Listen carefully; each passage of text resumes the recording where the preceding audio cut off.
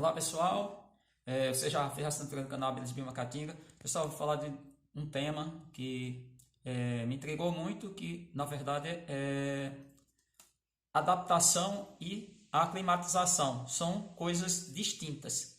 E como muita gente vem perguntando, lembrando que o canal Abelhas Biomacatinga tem esse papel, vamos dizer assim, esclarecer alguns pontos. Primeiro eu vou fazer aqui umas abordagens, talvez vocês achem, não estou fazendo volta. A gente tem que ter uma ideia, quer dizer, por exemplo, está em vários documentos a teoria do Big Bang. Que é a teoria do Big Bang? Que o universo foi formado a partir de uma coisa singela, singular, que era um ponto. Esse ponto, se houve uma grande explosão, se expandiu. É complexo entender isso? Sim. Mas isso já é ensinado no 6º ano do ensino fundamental. Então, os alunos já começam a ter contato. Teoria, a gente tem que pensar, entender o que é uma teoria, que é diferente de uma lei, no caso de ciências da natureza.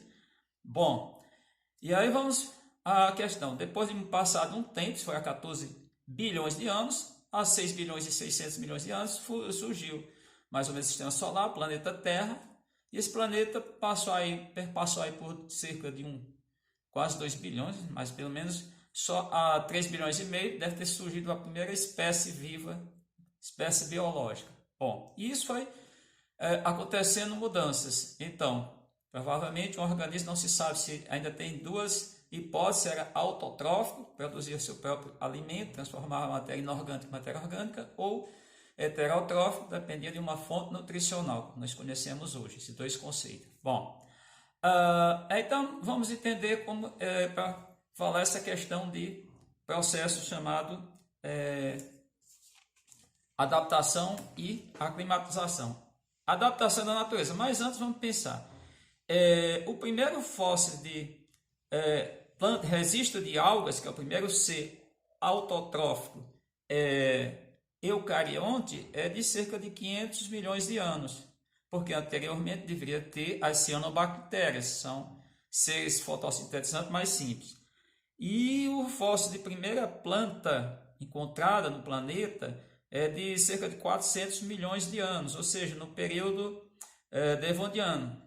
E vamos para os primeiros animais. Os primeiros animais fósseis encontrados de insetos, aí vamos para entender essa questão, para chegar na questão das abelhas, foi de 470 a 396 milhões de anos, tá? Já ainda nesse período, e já quase chegando no período carbonífero. Então, as primeiras plantas que nós temos são as plantinhas bem pequenininhas, as briófitas. Aqui são exemplos de briófitas, são as menores plantas do planeta. São plantas avasculares, que no local onde é raiz para as demais caule e folha são chamados rizoide, cauloide e filóide. São plantas muito dependentes ainda da água. Então, pessoal, as briófitas são plantas muito simples. São plantas avasculares. O caso, elas têm, no lugar da raiz, é rizoide, cauloide, das folhas filóide. Planta bem pequenininha, como vocês observaram, depende muito da água. Então, essas plantas é as primeiras que vamos pensar, talvez, uma evolução das algas, chamadas algas superiores, eucariontes, para essas plantas. Aí depois, passado um tempo, aparecem as pteridófitas. Pteridófitas, do período carbonífero, praticamente, elas dominaram o planeta. Pteridófitas, vocês estão vendo aí o vídeo, que é o vídeo de uma samambaia, que é um exemplo clássico. Nós temos pteridófitas. São já plantas avasculares. Na verdade, tem alguma coisa que sempre é importante relatar. Elas não têm, parte aérea não é caule, é tudo folha. O caule é um caule subterrâneo, que é chamado de rizoma. É uma samambaia, um exemplo clássico de pteridófitas, tá? É uma planta do nível de evolução já mais complexa que as briófitas. Aqui são exemplos de gimnospermas, é o pinheiro do Paraná, Araucaria angustifolia. Então, e aqui é o pinus, que é a forma que ele não tem flor, não tem frutos. E aqui é a gralha azul, que está com um pinhão no bico. E do outro lado é a gralha da caatinga, que são parentes próximos. A gralha azul é o principal dispersor de semente, vamos pensar o replantio dessa árvore.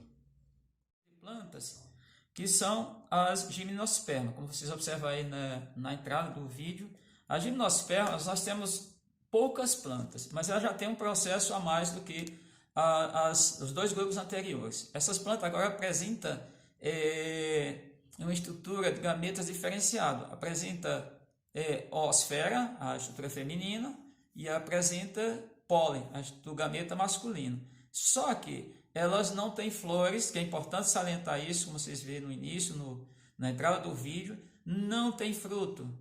Elas inclusive representam um grupo de plantas chamadas todas coníferas. Por que coníferas? Porque elas possuem uma estrutura de semente, o nome gímeno quer dizer nu, esperma, embrião, semente nua. Elas representam esse grupo de planta que tem famosa no Brasil, a mais famosa, que é o pinheiro do Paraná, que é a Araucária angustifolia. Então, essas plantas elas já foram um avanço, porque agora a polinização se dá por conta, tem um processo de polinização, mas não mais dependendo, ou melhor, de fecundação, não dependendo, porque tem o pólen da água diretamente. Elas dependem agora do vento, o vento transporta esse pólen, mas elas não têm estrutura atrativa, a única coisa que elas têm é esse pinhão, que é a semente, que vai servir para alguns roedores, mas principalmente para a gralha azul, como vocês observam, que é o maior disseminador dessa planta na natureza. Então, essa planta, ela também foi um tipo de planta no período carbonífero, que é tratado, que é de mais ou menos 350 milhões de anos. É uma estimativa dos estudiosos, até mais ou menos 200 e tantos milhões de anos, é o período carbonífero. Traz mais para próximo, né? Então, essas plantas, elas não foram tão, assim, já começaram a dominar o planeta, mas não tão bem sucedidas. Por quê? Porque eu quero chegar justamente onde é o nosso grupo interessante, que é as angiospermas. Pertence à família das Anacardiáceas, é a Anacardia occidental, o nome científico. É uma angiosperma, é um exemplo clássico de planta da caatinga. Então, dentro dos grupos de planta que tem maior diversidade e são mais interessantes em termos de conquista do planeta. As angiospermas é umas plantas que surgiram aí em torno de 200 milhões de anos, 250, 200 milhões de anos, começaram a aparecer as primeiras angiospermas. O que veio diferente nessas plantas? Essas plantas agora, lembrando que lá ainda nas pteridófitas, nas gimnospermas, pteridófitos já começa a aparecer estrutura de embriões diferenciados, que são folhas diferenciadas que formam flores. Não tem flores nas plantas nos grupos anteriores, então a angiosperma começa a mostrar. Esse nome anjo quer dizer urna, e esperma, ou seja, está dentro, é um fruto. E aí o que acontece? A questão, aí é onde vem, a questão dos polinizadores. E aí vamos entender as abelhas. As abelhas são os melhores polinizadores. Por quê? Porque ela faz parte de um grupo de animais, está lá dentro, está dentro do reino animal, a gente pensando nesse taxo maior, mais abrangente, está dentro de um filo chamado artrópoda. Artrópoda quer dizer pés articulados, no entanto, eles têm não só os pés, mas o corpo. Se a gente pegar, por exemplo, um inseto, tem 3 articulações, além disso, cabeça, tórax, cabeça, abdômen, tórax. Então, a gente tem essas articulações. E o que entendem? Os insetos apareceram já bem nos primeiros animais que aparecem na Terra, pelo entendimento, pelo que é a evolução. Aparece aí há cerca de 400 milhões de anos, tem 420 milhões de anos, tem o primeiro fóssil do inseto. Os insetos, aí vamos entender essa dominância. Eu peguei um texto em inglês uma vez, na década de 80, que eles os únicos que dominam o planeta. Inclusive, que eu falei aqui lá da Guerra Fria, no vídeo anterior, para a gente lembrar. Os insetos, eles representam, dentro de todos os taxos, quando se fala em classe, por exemplo, dentro do caso do filartrópode, tem várias classes, crustáceas, aracnídea, etc. Então, diplópodes, só para a gente citar, mas a classe insecta, ela representa nesse taxo a maior quantidade de taxos de todos os animais. 53% está ali, são insetos. Os insetos dominam a água, estão dentro da água, ou na superfície da água, os reservatórios aquáticos. Estão no subsolo, temos vários exemplos. Estão na terra, andando pela terra, se deslocando na terra chamada terra firme, bem como voadores. Uma quantidade são os primeiros animais voadores. Então, as abelhas, elas começaram o processo que eu chamo de coevolução. Eu não, é muita prepotência da minha parte.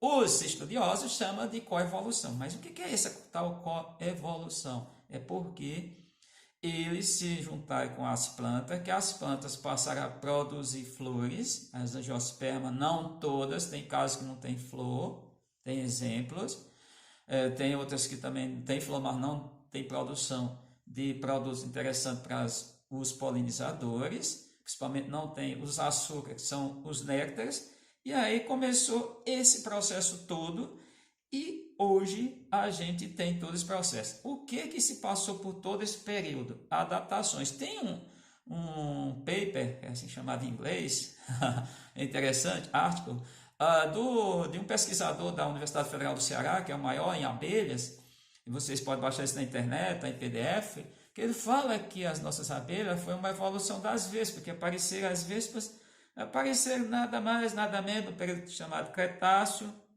Esse período Cretáceo, ele vai de 146 milhões de anos, mais ou menos. Elas apareceram, evoluíram, que são insetos, até 76 milhões de anos. Aí vamos entender as abelhas. O ancestral das abelhas, vamos pensar que fosse vespas, só tem uma questão. Vespa tem vespas, maioria predominantemente são carnívoras, se alimenta de outros pequenos animais, enquanto tem vespa também que produz mel, o caso o enxu, enxuí e o enxu.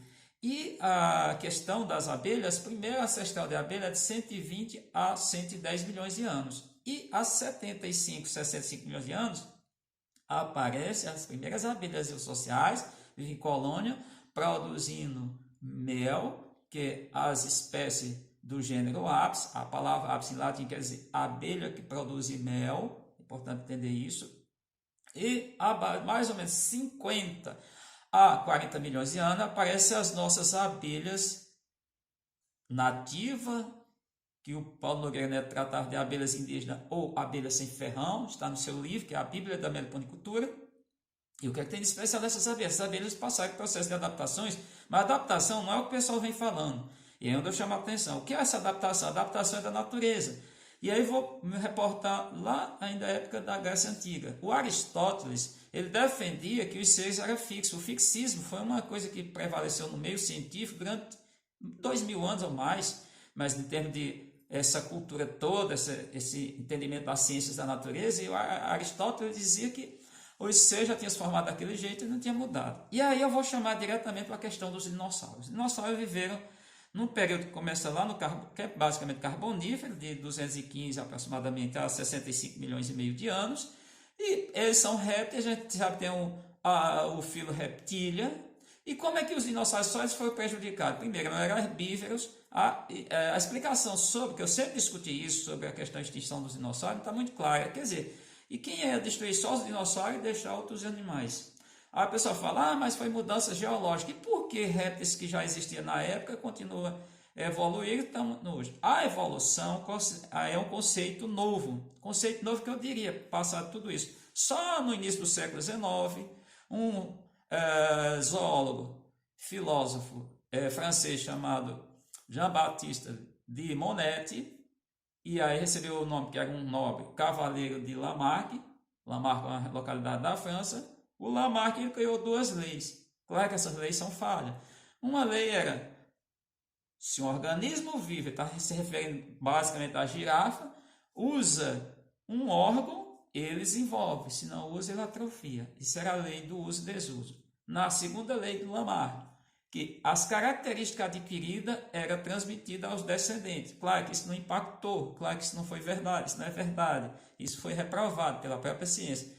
E aí, no mesmo século XIX, vem outro cientista, no caso um biólogo, que é naturalista de fato, não tinha esse conceito de biologia, de profissão como biólogo, que foi o Charles Robert Darwin, que na verdade criou a teoria da evolução, que recentemente, não tão recentemente, o Papa ainda João Paulo II perdoou, o bispo da Igreja Anglicana, até onde eu sei, também perdoou, pediu desculpa à família de Darwin, os seus descendentes, por conta de terem causado tanto, criado tanto reprovação contra o Darwin sobre a teoria, reconhece a teoria da evolução.